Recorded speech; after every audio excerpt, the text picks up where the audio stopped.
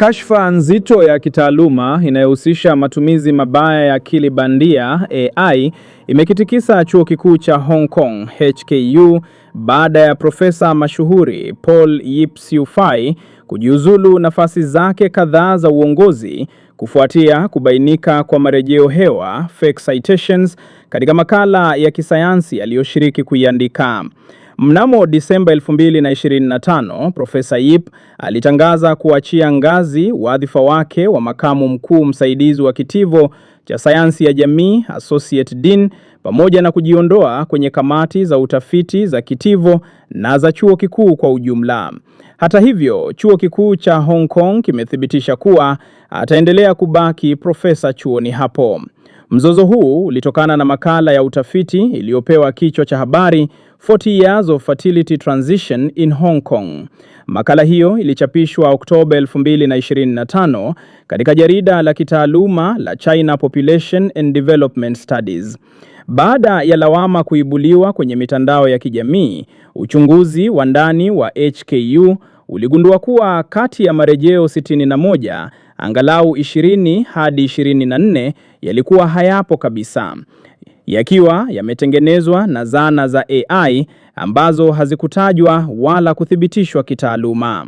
Akiwa ndiye mwandishi anayewajibika, corresponding author, Profesa Yip aliomba radhi hadharani akieleza kuwa: 1. Mwandishi mkuu wa makala hiyo, mwanafunzi wa PhD, alitumia AI kupanga marejeo. 2. Hakufanya uhakiki wa kina wa marejeo hayo ya huyo mwanafunzi wa PhD.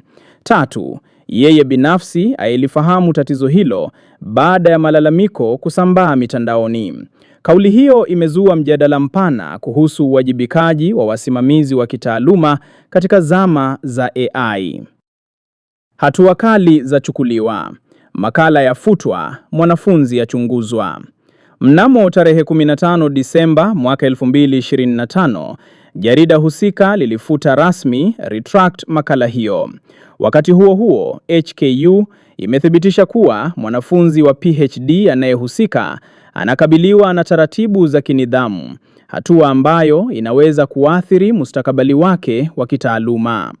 Kufuatia tukio hilo, chuo kikuu cha Hong Kong HKU kimetangaza sera mpya kali zikiwemo: 1.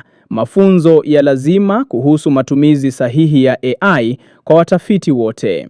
2. Tathmini za uelewa wa miongozo ya AI. 3. Udhibiti mkali wa uwajibikaji wa waandishi wakuu kabla ya kuchapisha tafiti. Je, tukio hili linatufundisha nini? Kashfa hii imekuwa kengele ya tahadhari kwa vyuo vikuu duniani kote, ikionyesha kuwa AI ni zana yenye nguvu sana, lakini bila maadili inaweza kuharibu uaminifu wa kisayansi. Wadau wengi sasa wanahoji: je, taasisi za elimu ziko tayari kweli kukabiliana na changamoto za AI bila kuua uadilifu wa utafiti?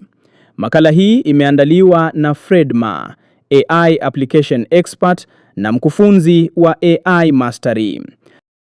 Asante kwa kuwa nasi hapa YouTube. Tafadhali usisahau kusubscribe, kulike na kukomenti. Asante sana.